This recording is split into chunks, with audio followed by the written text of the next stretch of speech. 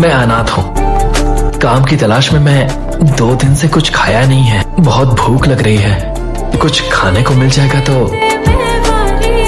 अभी से तू यही काम कर सकता है। तुझे महीने का 5,000 रुपये मिलेगा।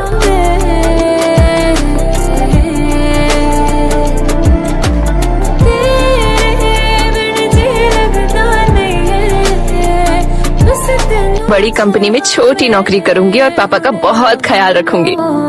तुम फिक्र मत करो, उस कंपनी में मैं तुम्हें भी छोटी मोटी नौकरी दिलवा दूंगी। फिर हम लोग हैप्पीली जिएंगे।